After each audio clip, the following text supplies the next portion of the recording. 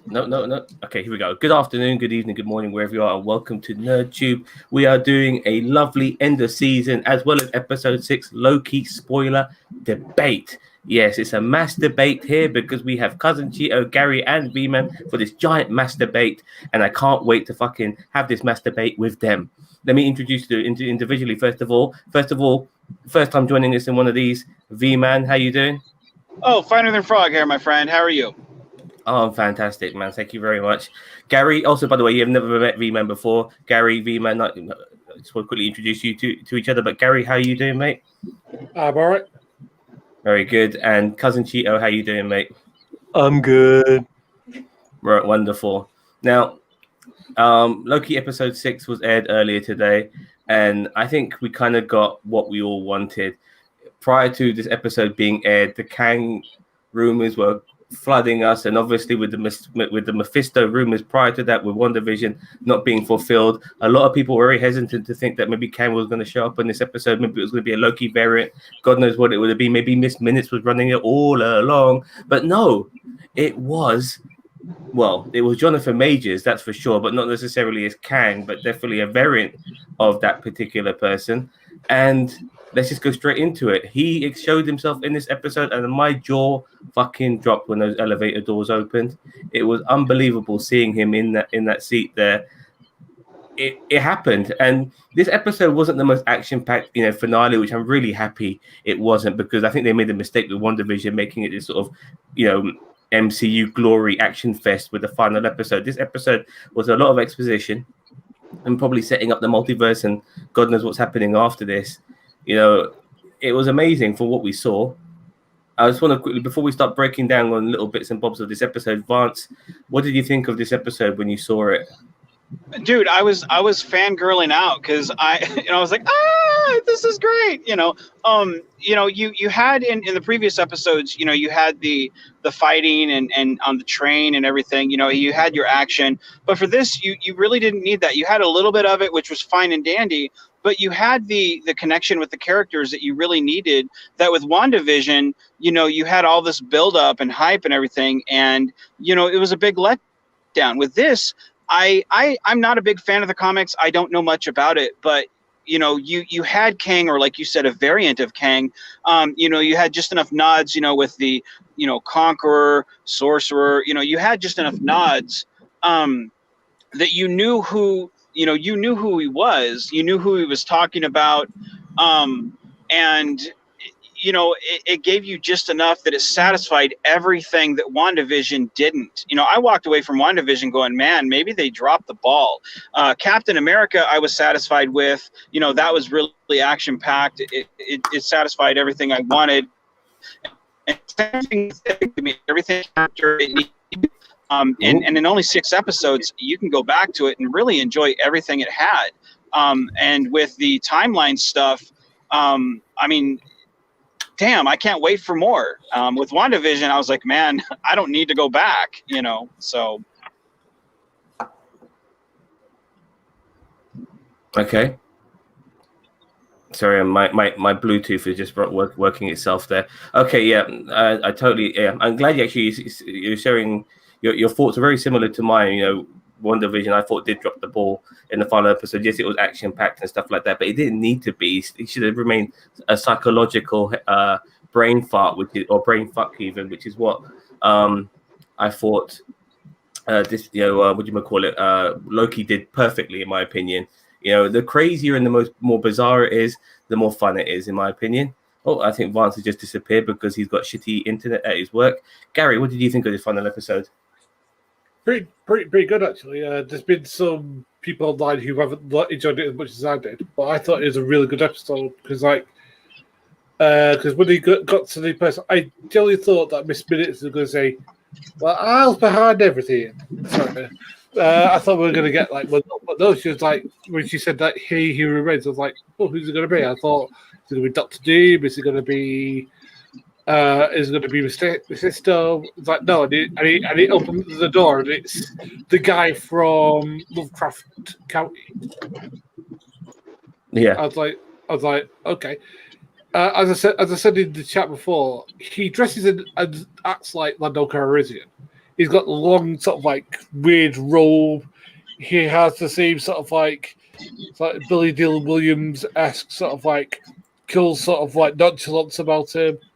You know, and as I said, I did enjoy it, and like his role in the film, but I thought the season overall was really good. And the thing is that it can open up into multiple possibilities now, because now we have these branching timelines. It can be anything now. Yeah, I'll be honest with you, it kind of ended a little bit how episode 2 ended, because the way episode 2 ended, I thought, shit, multiverse is beginning, but they kind of dealt with that, the TVA. But this time around, God knows. Cousin Cheeto? I really like this episode. It was very cerebral. I disagree with a lot of you guys on the WandaVision, though. I thought WandaVision had just enough action in it that, I mean, you had two sorceresses going at it, and you had two visions going at it. Like, you kind of had to have kind of an action-packed finale. I understand you kind of wanted more of the mindfucky stuff in WandaVision, but I really felt like WandaVision had a good amount of action versus what it needed, because it had a lot of the mindfucky stuff earlier in the season, you know, even earlier. So I disagree with you guys on that. However, this was very good. This is the way it should have ended. I really did like the fact that they used a Kang variant rather than Miss Minutes or whatever. I'm glad they didn't go full Blueface with Kang yet, because, you know, in the comic books he's supposedly has a blue face. So that'll probably be just another variant. I do like the way they're going, because Kang in the comic books has traditionally just been a time-traveling villain. Not really in the way of variants, though. Like, he's not...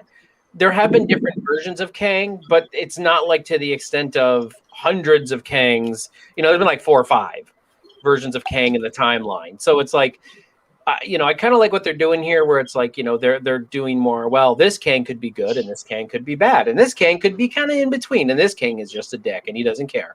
You know, like, you know, you kind of have more options with that. But what I really want is I want one Kang to rule them all, and then that's when the Avengers face Kang. Because you know that Kang's the big bad.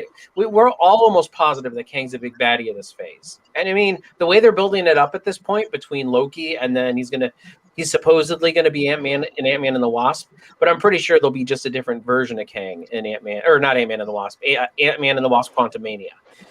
So I think that will be Kang itself, but I think we're going to see of he who reigns.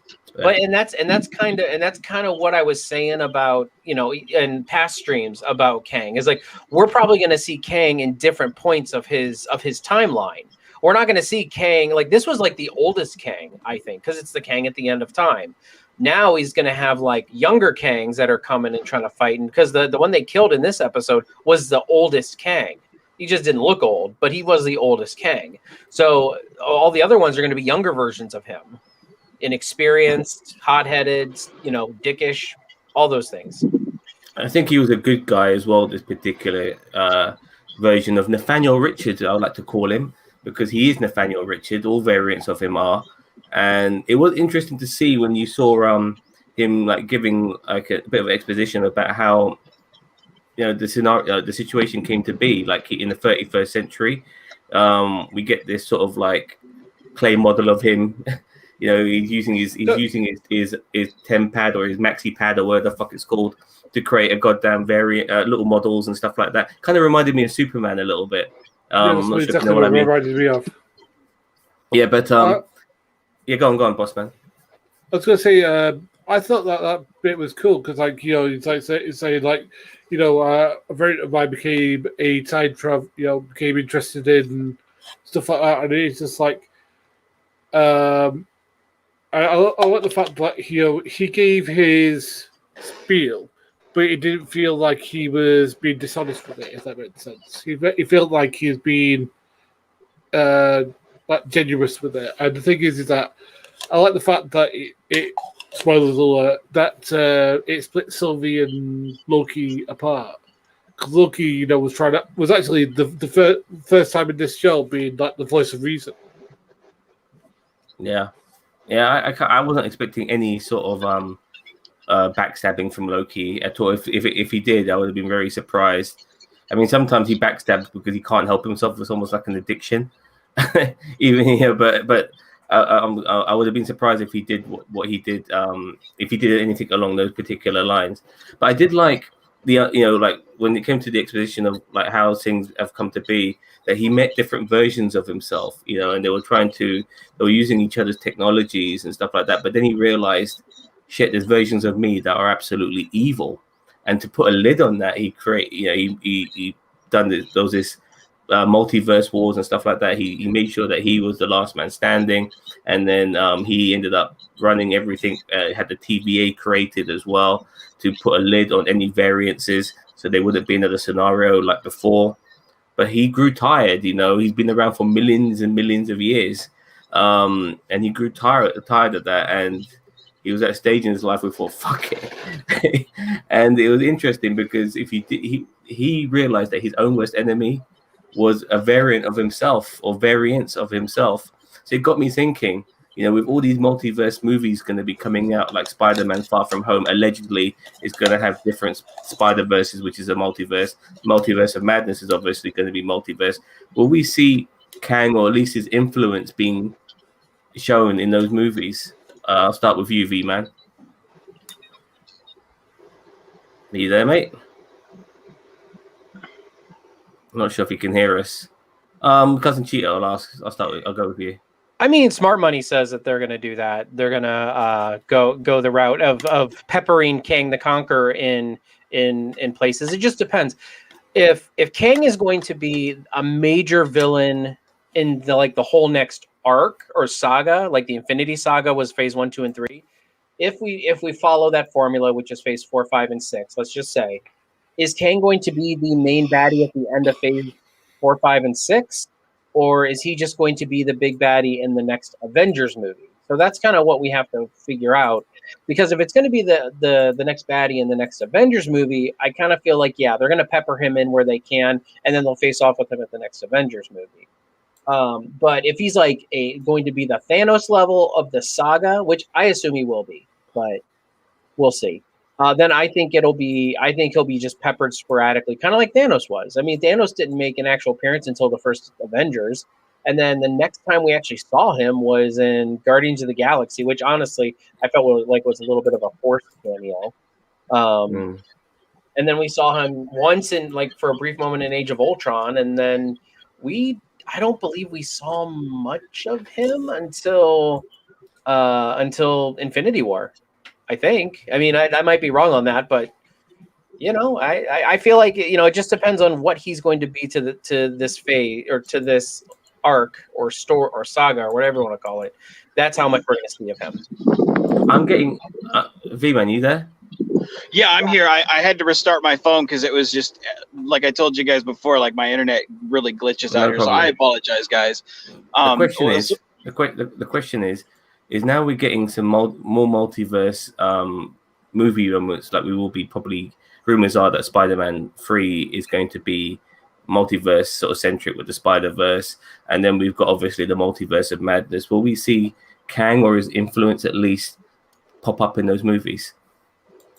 I think at first we're gonna kind of enjoy, having like the different versions of Spider-Man and seeing all the other characters kind of bleed through, like, maybe even some of the X-Men, of course, I mean, even though they haven't admitted we're going to see, some of the versions or whatnot, because they're very tight-lipped. We all know that Tobey Maguire and Andrew Garfield is going to come in, Far From Home. Like, we all know, even though they don't admit the stuff, we know it's coming.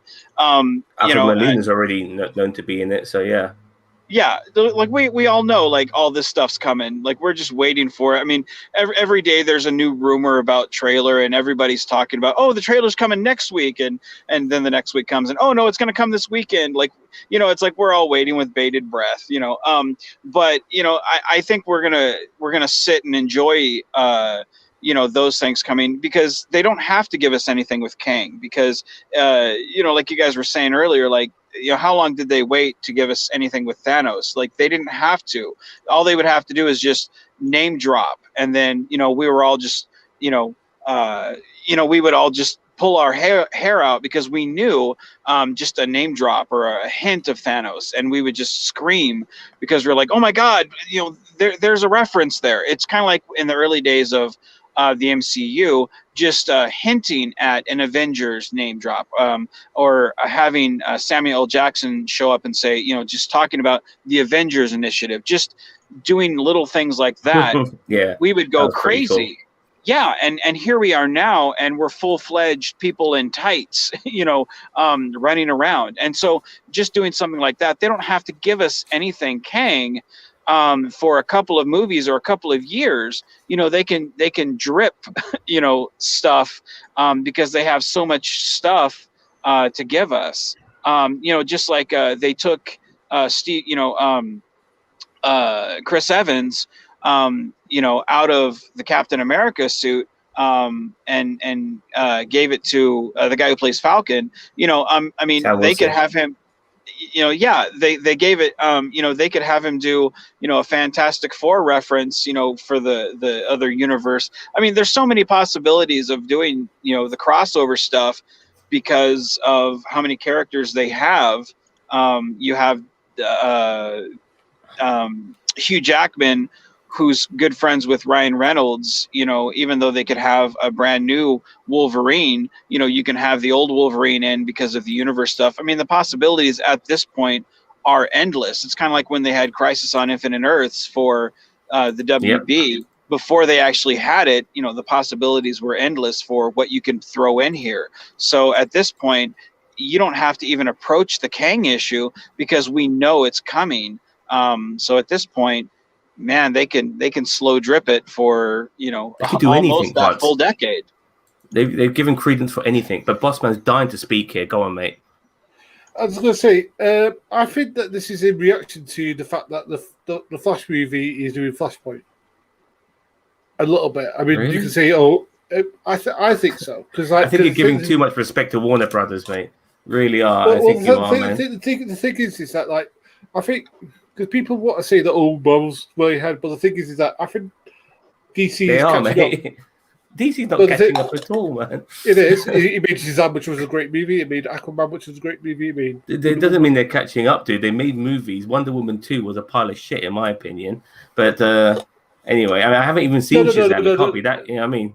No, Shazam is great. It's been Shazam was a great movie. It really was. I know, but for me I want to be invested in the DC universe, but it's very difficult too because you don't know. Like everything's so mishmash. They delay everything. These, like by the time Rock does a sequel to Black Adam, we'll probably be close to his fucking 60s. You know what I mean? So like, I just got no faith in the DC EU. But I do generally believe that this whole multiverse crap is to compete with Flashpoint.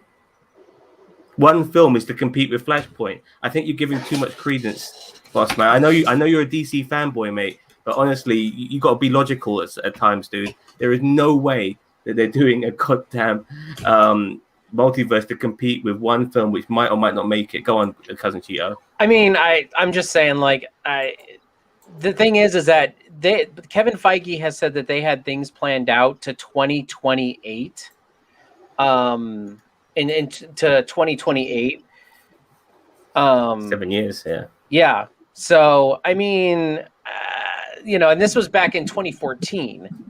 So, or 2015. So they had this, I know they had Kang lined up as the next big baddie. So, the difference between Marvel and DC, and I'm a DC fanboy. I am. Like, I love DC. However, looking at it from just a business point of view, Marvel has a very structured business plan.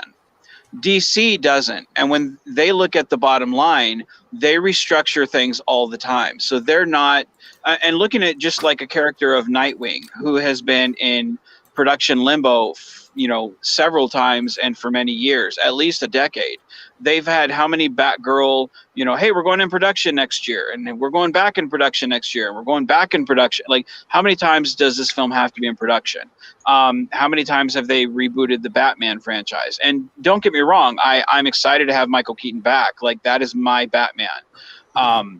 However, to have Flashpoint, Justice League was supposed to be the movie that was supposed to compete with Avengers. Now we have Flashpoint, which is supposed to be the movie that's going to compete with Avengers. The biggest problem is they don't have a structured plan, and from a business sense, they can't compete going forward. And now that Warner Brothers is being bought out and restructured as a business whole, they have to have a business plan going forward, and they don't. And just from a movie perspective, they don't have anything going forward. Now, that's not saying they can't change, but they don't have anything going forward as the MCU does. That can't change going forward, but they don't have anything going forward. So that has to change. And this comes from a fanboy. So I have a perfect comparison right now for Marvel and DC. It's like Red Guardian to Captain America in the Black Widow movie.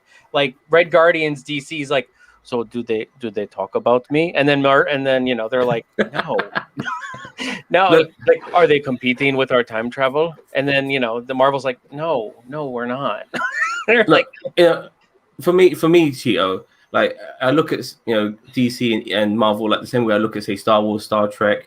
I want them both to be good. It's not like I'm jumping on the bandwagon of one. I love them both. I want both of them to be good as well. Trust me. It's not. But I'm keeping it real. There's no, DC are not even close. DC's television is a lot better, but even I'm burnt out on that because they just gave us too much to watch. Or like 23 weeks in a year. It was way too much. With 5 shows and shit. I couldn't handle that, and I got burnt out on that bollocks. And a lot of it's go on, boss man. I just think, and also I generally, this is what I generally do believe, that this multiverse crap is because they burnt through all the villains they have.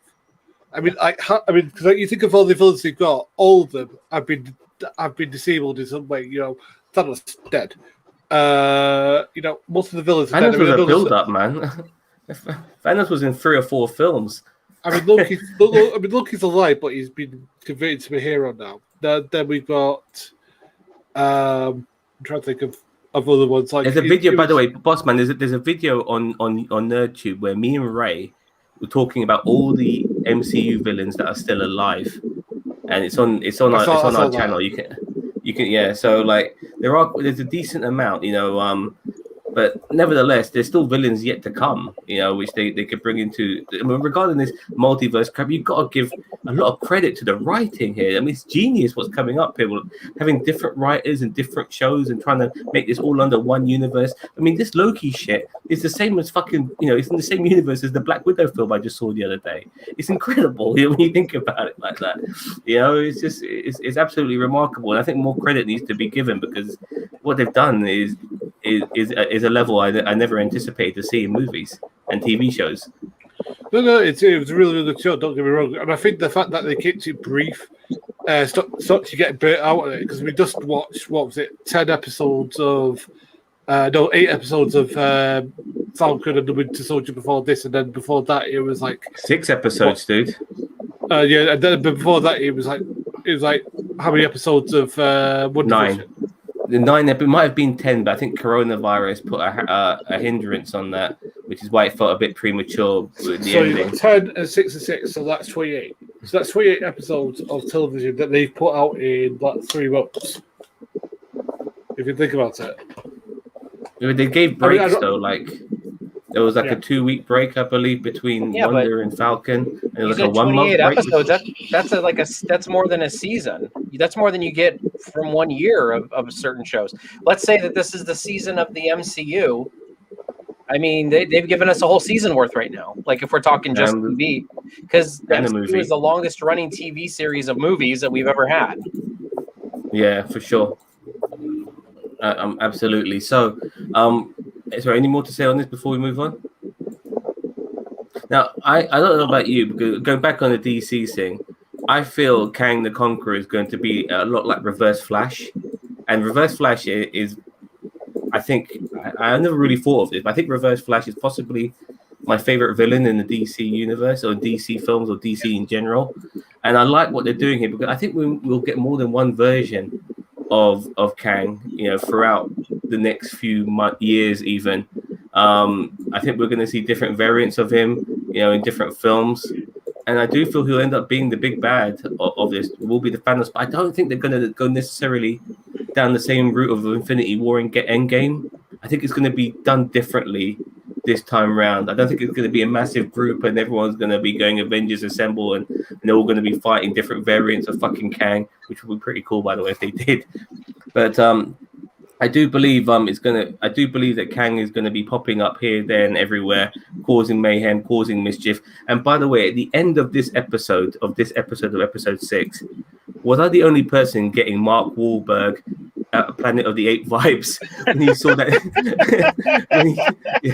Was I the only person getting those vibes? Because I got those vibes when he saw that statue of Kang there instead of the TV, instead of the timekeepers, and it just made me think of that. Like, oh, he's in a different universe. I also feel that sorry for going on, but I do feel that when Sylvie pushed Loki through the time portal, he put Loki into a different TVA universe, because there's a moment where we see B-15 and Morbius's tie is all hanging all loose and shit, and they're looking at the screen, and there's all these time lines going all over the place. But then later on, when Loki meets up with him, his tie's all done up straight. He looks more tidier, and I feel that's a different, like a parallel universe version of the TVA, different version to.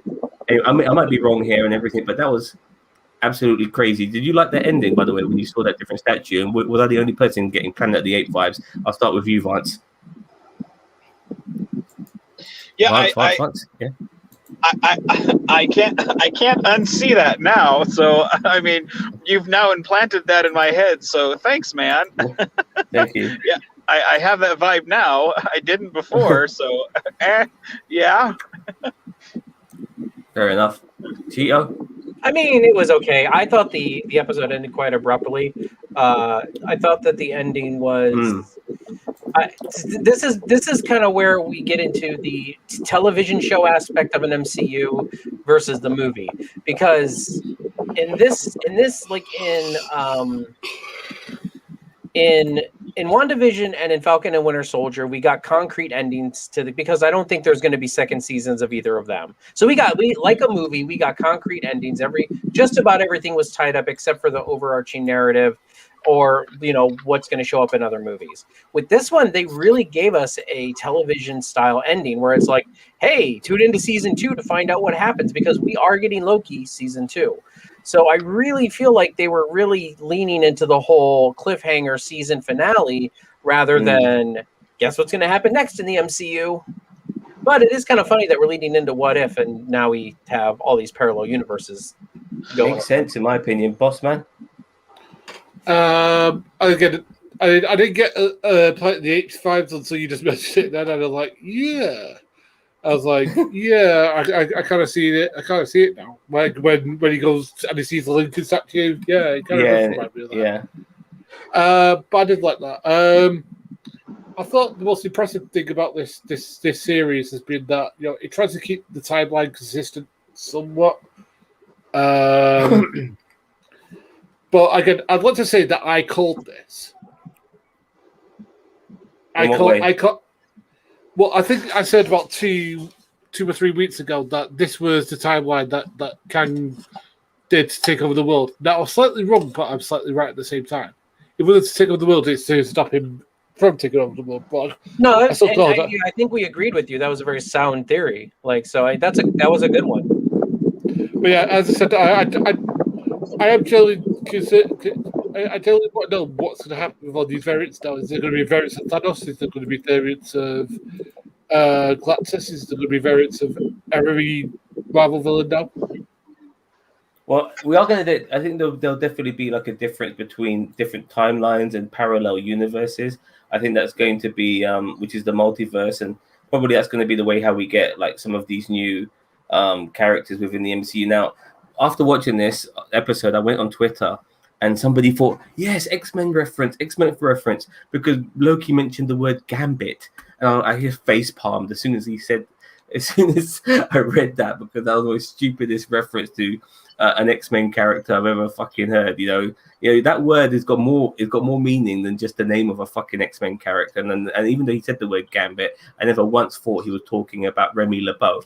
So let's just get that out of the fucking way.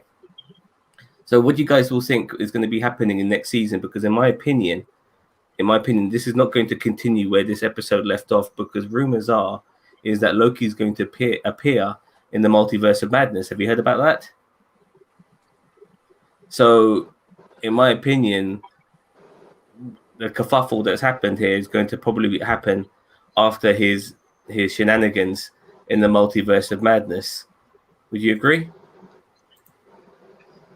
Yeah, And what do you think? I have. Here, go on, Vance. I have no idea. Like that's the one thing about the Marvel, like everything Marvel is I have no idea, like characters, references. Like I have to watch review videos just to see like references to other things. So I honestly, when I watch a video, I have no idea on anything. So like I go into this stuff really blind. When we watched Falcon and the Winter Soldier, I didn't know most of the stuff that was happening to that, you know. So I go in with kind of blinders on, and really, you know, it's not like when I watch a DC Universe show where I understand like all those references. So where we're gonna pick up next season, I honestly have no idea. The What If show, like I get excited knowing that, you know, vague references to stuff. You know, I think we're gonna get I think maybe a Sue Carter or Peggy Carter as Captain America. You know, I mean, I know Captain who that Britain, is. mate. Captain Britain. Captain Britain, yeah. Like I get that, you know, but like, you know, some of the more low, you know, obscure characters, like I don't know who some of those are. So like for someone like me, Sorcerer Supreme. yeah, like interesting. yeah, you know, so some of those things are going to kind of go over my head because I'm not a huge Marvel fan. Like the movies is what brought me into the Marvel universe. So as for going into next season, I am a complete blank. So this stuff is very exciting for me because this is making me a fan. So I'm a complete blank on this stuff. Okay, now before I pass this question on to you, to everyone else, because I'm worried I'm going to forget this. How is, like, we've got a couple of other films coming out in the next few months. We've got Eternals and we've got Shang-Chi. Like, this multiverse shit, which has just happened at the end of Loki, that's not going to affect those films, is it? No. So, considering what has happened is grandiose, I mean, epically grandiose. I mean, is Multiverse of Madness or Spider-Man Far From Home? Is it Far From Home or No Way Home? What the fuck No is Way called? Home. No Way Home. Is that going to be the continuation from Loki? I think so, because that comes out in December, if I'm not mistaken, and the Shang-Chi and the other one, that comes out before, doesn't it? It comes out before, but considering that's after this, you would feel that would have an effect. Go on, boss man. Sorry, I was going to say, right, can I be the first one to say, I have literally zero interest in Eternals or Shang-Chi. I literally don't know who they are, don't care. Literally, the two, what's the word? The two trailers haven't really got me invested. And that's what a trailer should do if you don't really show the character. I mean, what do you guys think? I mean, are you guys looking forward to the Eternals? I'm really looking forward to it, boss man, because I didn't know who the Guardians were, you know, prior to watching Guardians. Now I do. There's a whole bunch of characters I didn't know that much about. Fringe characters. Sam Wilson. I just saw him as Falcon. Now I know him as Sam fucking Wilson. You know what I mean? You know, James Buchanan Barnes is the Winter Soldier. I know these guys' names, and that's because of the great work done by the MCU. So regardless of me not knowing these people, I'm dying and I'm looking forward to knowing these people because I just want more. Give me more. Give me as much as possible, and let me learn this lore. Let me improve myself as a fan, as a comic book fan, by knowing who these characters are. He Who Remains, no fucking idea. But now, prior to this episode of Loki, I got an idea. So when I realized that they kind of merged He Who Remains and Kang the Conqueror in one, which is something they like doing in the MCU, which I have no problem with, I was fine with that. All of these, this is just beneficial to us as comic book fans to get to know more people. There's nothing, and that's why I find why I'm very much looking forward to Shang-Chi and the Eternals. Sorry, Cheetah, go on. I just want to say, it just makes it awesome for all of us nerds because all the babes come and ask us all the questions. Okay, I can also say that no babes could ask me any questions about the same in MCU universe. Could probably. Sorry, I'm a bit concerned here, but I might be thinking WWE here. But I think Loki was retelling of RKO 281. Can somebody explain RKO 281 to me? Is that like the 281st RKO by Randy Orton? No. There used to be a film studio back in the day called RKO. It's one of their film projects. RK, is that the guy with the fucking big stick whacking the No, that was the Rank Corporation. They were British. No, RKO was like Citizen Kane. Yes, Citizen Kane was RKO. I haven't seen that film in ages, man. Well, going back to what Zam was saying, like same thing with me and Guardians. Like I had no idea who they were. Like and now I'm a fan. If I see there's another Guardians movie coming out, I'll go see it. And there was a time where nobody knew who the Guardians were, but part of these films, nobody really knows who the Eternals are. I don't know who Shang-Chi is. It doesn't interest me, but I'm sure at some point I'll probably watch it. Just because it's a Marvel movie, I'm sure it connects somewhere. So at some point I'll watch it, and I'm sure it'll be good because they have a certain quality about them, like most MCU movies. They at this point they're an established brand. But it's one of those things where like every comic book is somebody's first comic book. And that's kind of like these movies. Like at some point, somebody will jump on and they'll become a fan of these movies. And that's what Marvel has done really well. That, like we were saying earlier, DC has kind of failed at. Everybody knows Captain America, everybody knows Superman, but MCU has done really well at establishing these lesser name heroes. Like he was saying, we know Falcon, but now we know Sam Wilson. We know Bucky Barnes, we know them as Winter Soldier, that's what we know now. And it's because Marvel has done well at establishing these as these lesser known as a brand. Okay. I've got 2 words for you. The Immortals. Yeah, they're gonna have a flop now and again, but see, they've got way more on board than they haven't, boss man. And plus, wait, who's the he Immortals? talking? You mean the Inhumans? Yeah. Okay. Well, first off, the Inhumans was produced not by Marvel Studios; it was produced by ABC. So, I mean, if you really want to start pointing fingers, I mean, we could start going back to Steel from back in the early 90s. So I'm just saying, like, you can't look Inhumans, Agents of S.H.I.E.L.D., Agent Carter, like those, some of those are good, some of those are not. And those are also ABC products.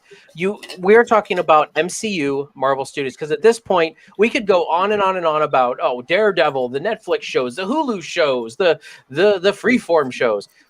You can't consider anything MCU unless it has the Marvel Studios logo on it at this point.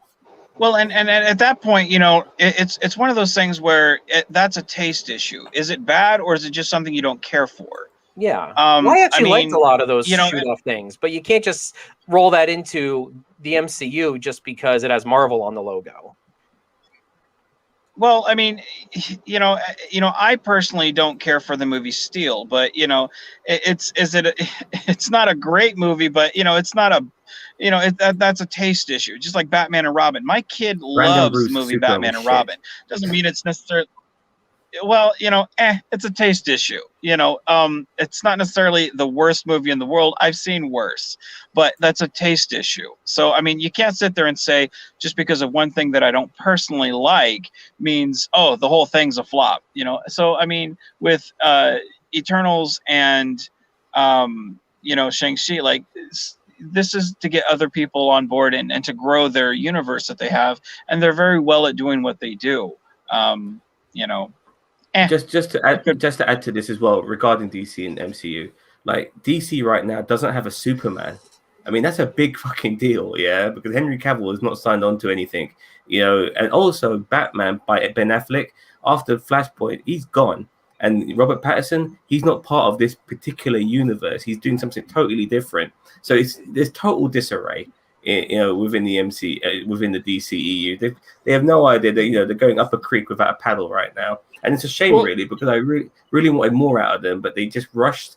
They tried to rush to the finish line before they even established any characters. Well, what they need is somebody like a Kevin Feige or something like that, somebody who's in charge of everything. So whether it's Jeff Johns or Grant Morrison or Greg Rucka or Mark Waid or somebody like that. There's somebody who has. They need Kevin Feige, dude. They need because honestly, they need him precisely because the guy has just got an idea and a plan that is you have to admire. I've never seen anything like it. We've got films and TV shows all in this same universe. We've got a good 15 years worth of films now. It's unbelievable. And all these fringe characters as well, just becoming household names. It's unbelievable. Like the Dora Milaje and stuff like that. Black Panther. Who the fuck was he until the MCU came along? It's just absolutely remarkable. The problem is the problem. Oh, I'm sorry. Go ahead. No, I was going to say, Gio made a good point. We need to go back on to Loki. So what's your guys' feeling overall? Because for me, I think it's the best of these 3 series that we've had, in my personal opinion. I agree. This was like I expected. I kind of it was a little bit by the numbers with Falcon and Winter Soldier, and it kind of did what I expected it to do. I thought the final episode was a decent action fest, I guess. And it was nice to see Sam Wilson finally as Captain America and all of that. I thought his speech was a bit crap, but overall it was okay. I thought WandaVision was fantastic until the finale. Loki pretty much did everything I wanted, but I did feel that the final episode was a little bit shorter than it should have been. It felt short, but other than that, it was great. Tom Hiddleston, fantastic. The Sylvie character, great. Jonathan Majors revealing himself. There's no bullshit other Loki variant or anything like that. It was him, and this is why I think they mentioned him earlier. Like they mentioned the fact that Jonathan Majors is going to be Kang the Conqueror. So when we came to this moment, people knew who the fuck he was. Because prior to, honestly, even though he's been in other stuff, this is the first time I've really seen him on anything. And so knowing that he was going to be on this, not knowing that he was going to be on the ship, but knowing he was going to be Kang anyway, this was a great way to reveal him. Genius move by Marvel. They know what they're doing, and I love it.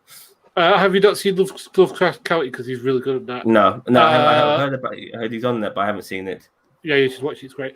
But as I said, I think that this show was perfectly done because it didn't go on too long. It was perfectly paced, and the thing is that everybody had a logical reason for doing what they wanted to do. Like Renslayer had a perfect reason for everything that she did.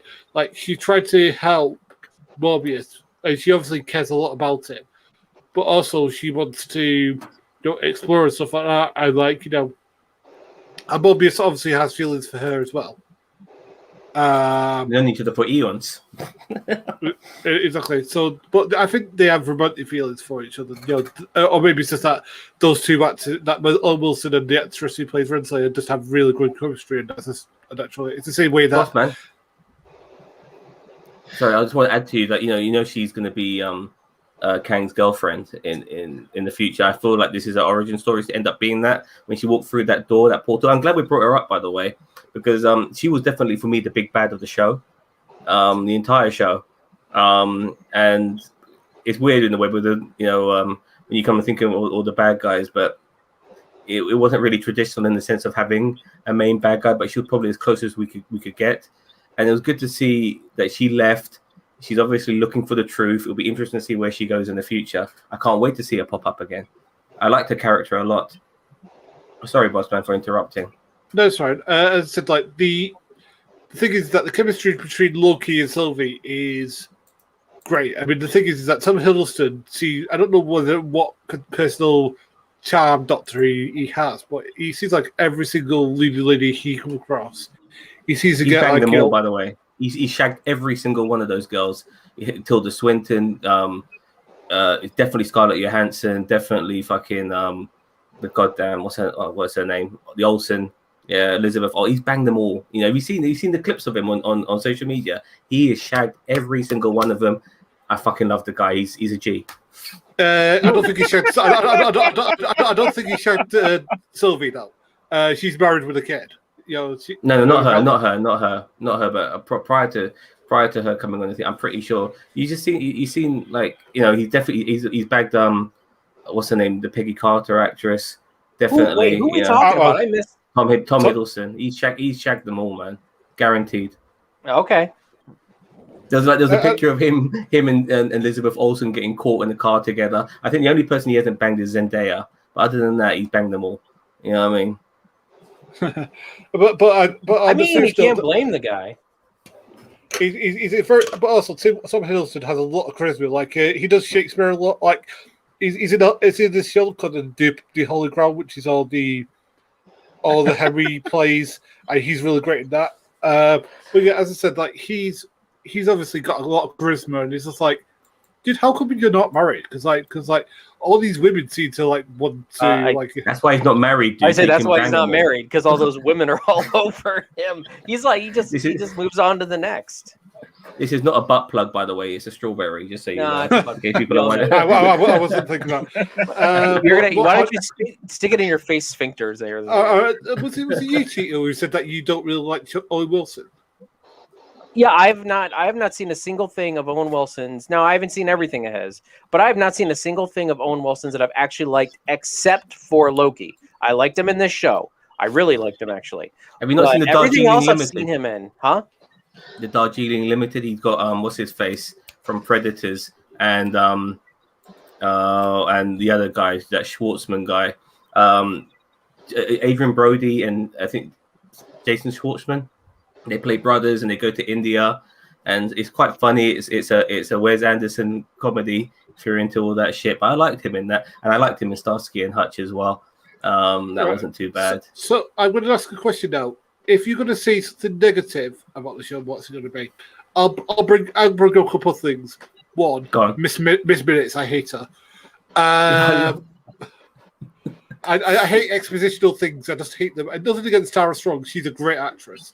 And I'm sure, and she's very talented. And she's so hot for 48, man.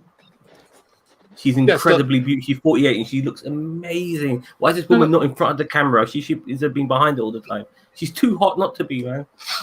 But yeah, Tara Strong's great. And nothing against it. It's just that the character just annoyed me because I hate expositional things anyway. Where they're just there to explain things to the characters. What other negatives do I have? You looking for them? Yeah, because I like trying to be critical. Maybe the thing to do with how they got off Lamantis was a little bit contrived, but apart from that, everything else is good. So I can't really. I knew the TVA was going to save them. It kind of made sense in that particular sense. But I like Owen Wilson a lot. I'm really happy to see after all the shit he's been through in his life that he's come back and he's now part of the MCU. I mean, he's set. You get part of it's like being in the NWO and WCW. You're set. You're part of the massive contingent, and I'm very happy for him. And I can't wait to see him again. He wasn't on his jet ski, by the way. A lot of people were clamoring for that, but I think they'll do that in season 2, guaranteed, because they know what the fans have been talking about, and they're going to implement that for the sake of fan service. In my opinion, you will see Owen Wilson in a jet ski in season 2. But my only problem. So one more thing, sorry, Vance. My only problem with all of these shows, whether it be WandaVision, Falcon, and this, is that they're not 1 hour long. They should be 1 hour long. Give us as much as possible. I thought the moment with B15 when she's like meeting the variants and she's like showing the other guys that look we're all variants and stuff. There could have been more to that, and we got nothing from that. Nothing. Hardly any of Renslayer in this episode too. That could have been padded out a bit.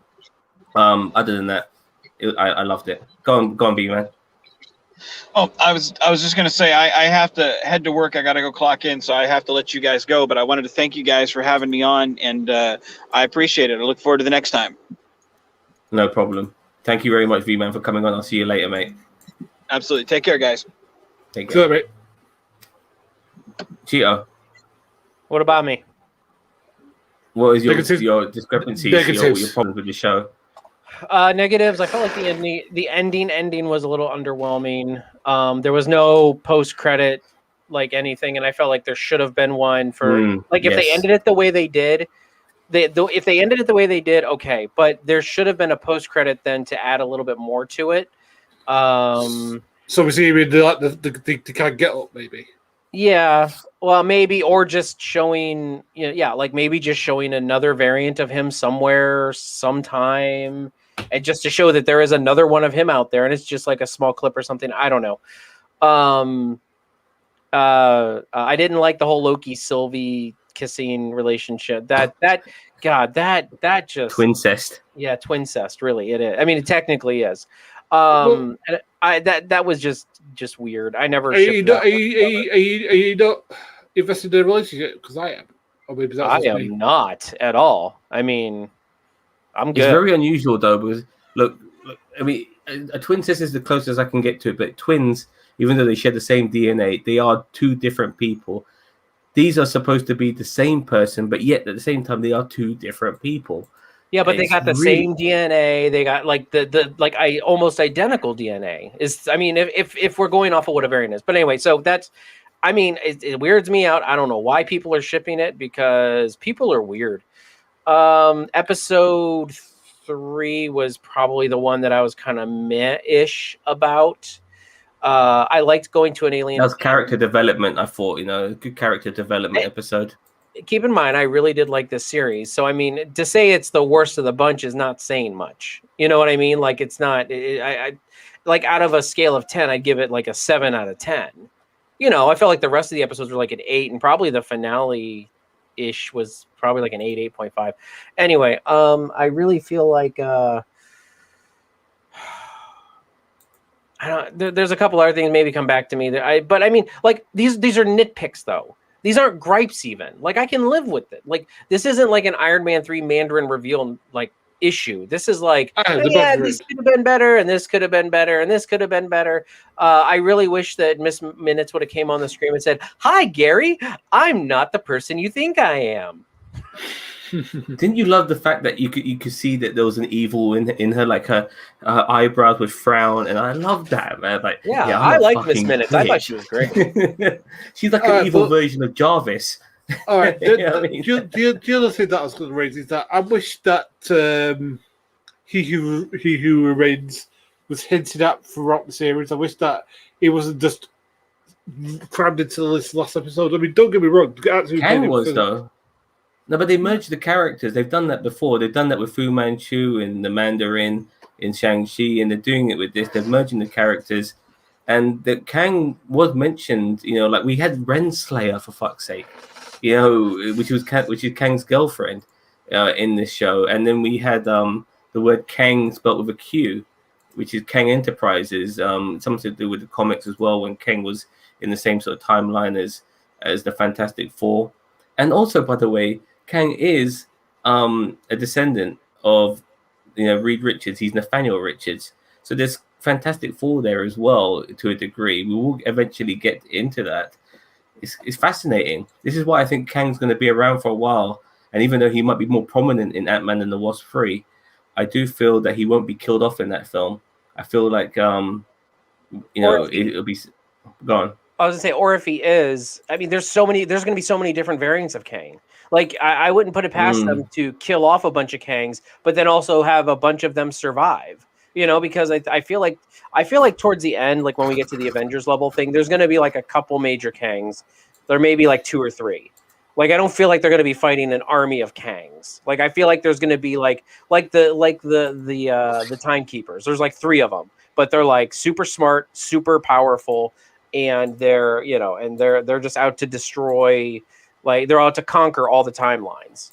And then what's going to end up having to happen is the Avengers are going to have to do time travel shenanigans, and then maybe not time travel shenanigans, but like time, like universe jumping shenanigans to fix everything. And we might go back to a single timeline again. We might get the TVA back at that point. You don't know. I mean, who would have thought that the Avengers would have gone back in time, got the Infinity Stones, brought them to the future, snapped, then taken the stones back in time so that everything was fixed.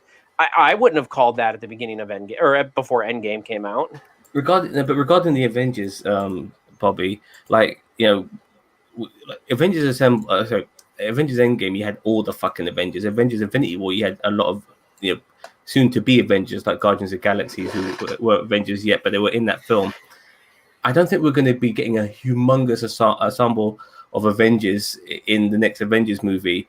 I mean, for Christ's sake, Eternals are going to be Avengers eventually, or hopefully some of them, maybe one of them. I'm about to say, I feel like, honestly, I feel like we're past the whole. That's what I agree with you earlier, Sam, when you said, when we get to like the next Avengers movie, I don't think it's going to be everybody coming in for one big battle. Like you're going to have everybody. I think you're right. I think it's the Avengers is kind of going to be segmented a little bit. I think you're going to have, just like your core Avengers, probably like 6, 7, maybe 8 of them. And then you might have some cameos of other ones, but I really feel like they're going to kind of segment it into different categories. I mean, you're going to eventually here, you're going to have Dark Avengers, you're going to have Young Avengers, you're going to have, I mean, it's not Avengers, but Thunderbolts. You're going to have a bunch of teams that's going to be in these series or in this universe that's kind of going to be cross-contaminating one. Okay, so who we're going to get back then? If we have a next Avengers movie, is Hawkeye Barton going to come back? Well, no, I think Hawkeye is going to Kate Bishop is going to be on the Young Avengers team. Some people are saying that Kate Bishop is a variant of Hawkeye. I'm already hearing those rumors. No. That's fascinating, man. That's stupid. That is fascinating. I that love is it. Stupid. Thor's going to come back, obviously, but he's going to probably be the leader. Him and Banner. I don't think so. I think Thor's going to make a bunch of jokes that he should be the leader, but I don't think he is. I think either Doctor Strange or they might double down on Spider-Man, which I don't agree with. But Spider-Man being the leader, Banner's going to be the leader, dude. He's not going to be. He's going to be the consultant that's like really smart, and I don't think he's going to be the leader. I don't think he wants to be leader. That's the thing. You got to have people who want to be the leader, and like even though Captain America was the leader, like he presented like he didn't want to be the leader. Sam Wilson. I can. I could see Sam Wilson and Rhodey. Both of them. I mean, we've talked in depth before about Sam Wilson and Rhodey becoming like like, I mean, and I know it's kind of like, hey, the sidekicks are taking over, but why not? They've got like some of the best experience out of all of them. Well, so the next superhero thing to come out is going to be, I know it's not going to be Marvel, but it's going to be Suicide Squad, which I could tell you that I'm really looking forward to. Okay, well, so before we sidetrack onto that, I just want to quickly read what Daniel Vance has said. I thought a good Easter egg would have been the bus that Sylvie fell into after pruning. That it was the bus further Doctor Strange opened to the door to psychedelia. Does that make sense to you guys? I have no idea what. I mean, that might be something. It might be from the Doctor Strange movie. I don't know. I'll say it might be from the Doctor Strange movie, but which I have not seen for a while. And by the way, we mentioned, so going on to Black Widow here. Remember when I said that like the MCU timeline now should be treated like Star Wars, where we can go to different periods? Because if you do recall, Doctor Strange was not a continuation of the current timeline. They were going back with Doctor Strange. They went to a period before, before the Avengers, even, I believe, with Doctor Strange. So the timeline is open now, and I look forward to seeing more films of the MCU at any period, whether it be the past, the present, or the future. I have no problems with that. Jagjit says, look forward to new Suicide Squad movie. Yeah, I do. I look forward to it. Whether it's going to establish anything, I don't know. I mean, James Gunn, he's fucking nuts, isn't he? So we'll see what you can do with the film. Guardians was great. So Guardians was great, but that was under the stewardship of the MCU. DC, the last Suicide Squad movie was a big pile of shit. Let's be honest. I mean, it strayed away from the origins of Arkham, Assault on Arkham, which was what it should be about. Because I've always said there's no point in having Harley Quinn if in this team, because she's just a crazy bitch.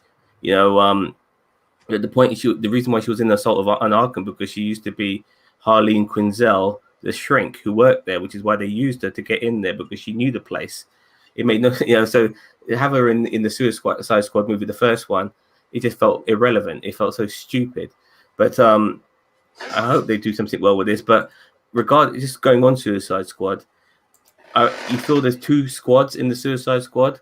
There's one which is going to probably get killed off at the beginning of the movie, and then you've got Idris Elba and John Cena and Polka Dot Man, and that's the second group, because you don't see them together, do you? You don't see Michael Rooker and all those guys together. I think Michael Rooker's gone.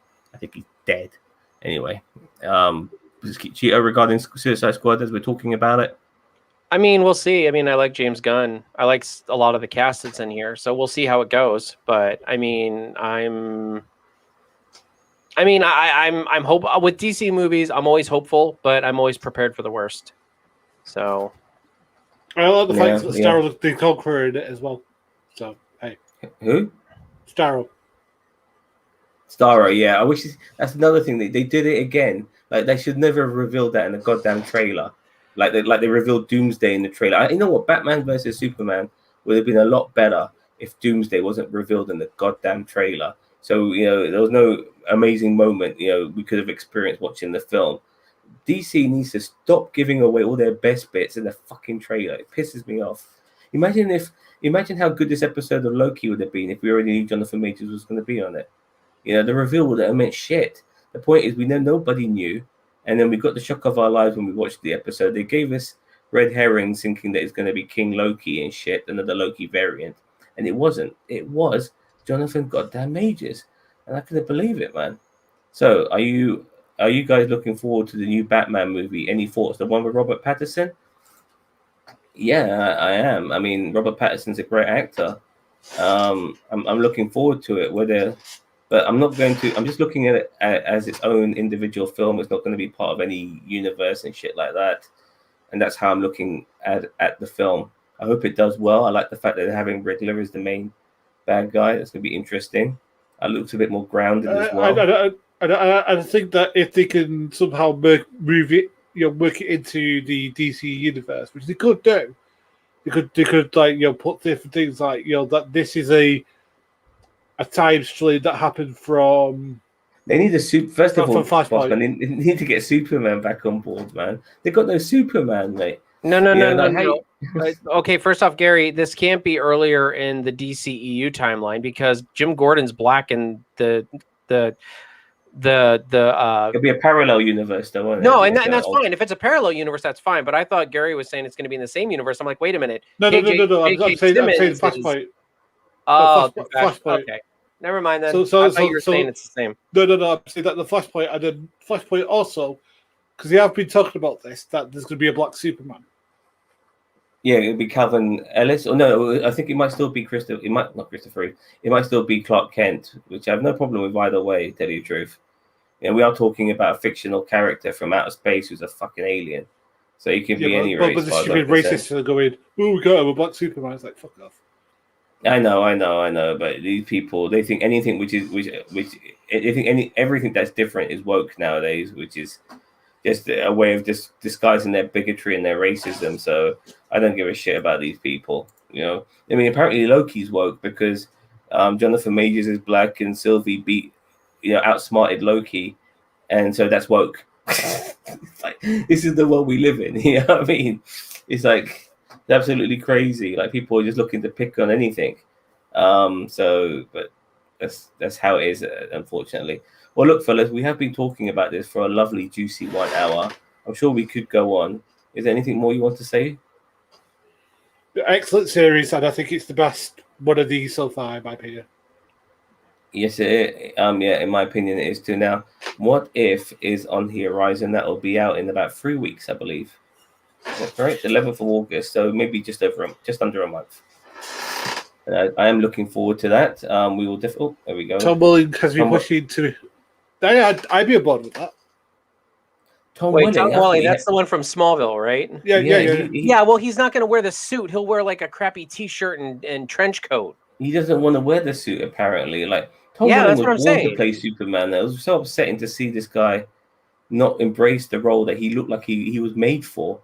And it's a real shame that he never Have you embraced seen it. him But plus, recently? he's very old now. He's old, man. He looks way too old. He's grayed up and everything. Unless they do an old man Superman, like a new 42 version of him. 52. 52. Sorry, I apologize. By the way, But, that's something that, yeah. By the way, DC. If you're listening to me over these ways, G52 was a flaming film series on TV series. You'll murk anything Marvel does. If you do DC that. are doing so much better on even though I'm burnt out on their TV shows, they were doing a much better job on their TV shows than they ever did in their movies. So much so they had to bring Ezra Miller. Is that right? I'm Yeah. not mistaking him for the fucking character on. No. Ezra Miller, yeah. I'm not mistaking for Star Wars guy. Okay, that's No. Ezra Bridger, isn't it? Anyway, yeah, Ezra Miller. They brought him on the Flash, but they knew that was a bigger deal. It wasn't the other way around. And yeah, so I just wish that they could take a leaf out of their television series and see what they've got there, because in my opinion, that's where the money is, in my opinion, for DC. That CW stuff, but like I said, I'm burnt out on that bollocks. But they should put more money into those budgets. Because, I think I just really quick. I know you're trying to wrap, but I really feel like that the CW shows, they all need to go on HBO Max, and they need to get a bigger budget and shorter seasons. Because they did that with the Superman series. Superman and Lois is actually really good, and it's really well shot, like a movie. And it kind of has almost like a movie budget, but it's on CW. They really just need to do what Marvel's. I know it's another copy of Marvel, but they really need to do what Disney's doing, and just like Titans, just like Young Justice, and pull them onto the streaming services, give them shorter seasons with better writing, and then we can have that. Because honestly, at this point in our lives, that these 23, 24, 25, 6 episode seasons just aren't working, and the budgets get stretched way too much thin. Yeah. Well, I'm going to say Stargirl, which if you've not seen, watch it, is a phenomenal series. I haven't watched it, but I've been meaning to. I've heard it's. I'll recommend it. I highly recommend it to you. Well, I'll tell you what I'm looking forward to is Titan season 3. Mm-hmm. I haven't seen the trailer yet, so don't spoil it for me. No, but I posted something on Nerd Nation on the Facebook page. Yeah, I saw. And it got my mouth watering. I thoroughly enjoyed Titan season 1 and 2. I didn't like the constant flashback episodes they had in season 2. There were way too many of those. That really pissed me off. But if they can just give us a good show for season 3 and not rush the Red Hood, because obviously we are going to be getting him eventually, I'll take that. I'm looking forward to that. It's more adult orientated as well. That's what I like about it. And I appreciate shows which are more adult orientated. Well, we're in August. We have a lot of shows we're going to be reviewing, so we might have to talk about how we're going to be doing this. Because I mean, we got Lower Decks, we've got Titans. I think starts in August, right? We've got What If. Like we're going to be busy in August, or we might just have to split the difference, and we all might just have to do our own reviews. Who knows? Yeah, I can't believe it. Yeah, Lower Decks is coming out in August. Yeah, it's amazing. Dude, August is going to be lit for us. We are going to be busy. I've also forgot this month. The Netflix He-Man series comes out. Which one? The He-Man Netflix series. Oh yeah, you guys get that. You guys get that. I believe in you guys. There's a few shows actually on Netflix I do want to review. Like I believe Gunpowder Milkshake, is out, which I'm definitely going to do a review of once it comes out in the UK. I'm not sure if it's out yet. The He-Man show, definitely, Bossman. I'm with you on that one, Bossman. I'm looking forward to that. I lost my shit. I have a fan reaction. By the way, if you look on this YouTube channel of NerdTube, you'll find a fan reaction of me losing my shit watching the trailer of He-Man. It's a really good fan reaction. Actually, you know what? I'll find it while you guys are rapping. How could you not like He-Man? I just didn't watch it growing up. So the trailer looked great. I'll probably watch it. Mark Hamill, man. Mark Hamill. This guy can't do anything wrong right now. I love it. Yeah. It's gonna be interesting to see Yeah, his version of Skeletor. I'm just missing the old Skeletor laugh. You're there. And I like the way that Adam is a little bit skinnier this time around. And like when he pulls out his sword and goes power Grayskull, and he turns into a beefcake. I appreciate that. So he hasn't got the same physique. Because in the old series, he just changed his hair color, lost most of his clothes, and gets a tan. He gets a tan. It's like, and people can't tell the difference. He's pale like Sheamus, and then he gets a tan, and then and they can't tell the difference. And Adam's never around, and all that sort of stuff. So, yeah, I mean, you posted it. Yeah, I put it in the chat. That's Sam's trailer reaction to the Masters of the Universe trailer. And it was a great trailer. Don't get me wrong. For someone who's not a huge Masters of the Universe fan, I was digging it. We got so much going on in August. It's gonna be nuts. We're gonna have to play Get Help. There's actually a Transformers movie or series coming out. Something to do with Cybertron, but it's set during the Jurassic periods of Earth when they land then. So there's going to be apparently no humans in it, which is fucking fantastic. For once that's called Beast Wars. That happened back in the 90s. No. There is a trailer for on Netflix. It's a Netflix trailer for a more recent I think it's a something Cybertron or some shit like that. Sorry again? War for Cybertron.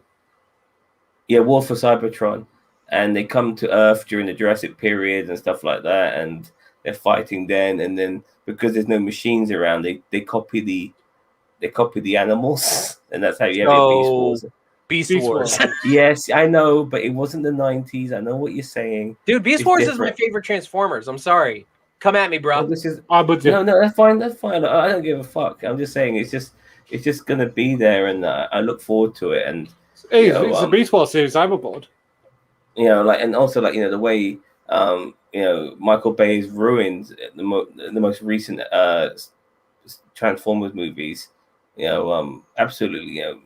Just thinking about the first one was okay, but after that they just were all shit. Every single one of them. The only good thing about it was what's his name? Peter. What's his face? The guy who does the voice of Optimus Prime. No, I don't remember his name. Peter something. I keep thinking Osgard or something. Peter Cullen, yeah. And that was probably the only saving grace that they had that actor still to do the voice. Such a unique voice. But other than that, let's wrap up, guys, because I think Tito has to desert. Yeah, I apologize. We're just yabbering on. So, okay, let me just quickly, as I wrap this up, I just want to tell you all, thank you very much for watching us here on NerdTube. Please like, share, subscribe, comment, all of that bollocks. We are the greatest YouTube channel you never heard of. And look out for our future videos. We've got something out almost every day. So, don't delay and fucking click that fucking subscribe button. Thank you very much for watching. Have a nice day, Cheeto, Boss Man. I'll catch you guys later. And I'll catch you guys later too. Bye-bye.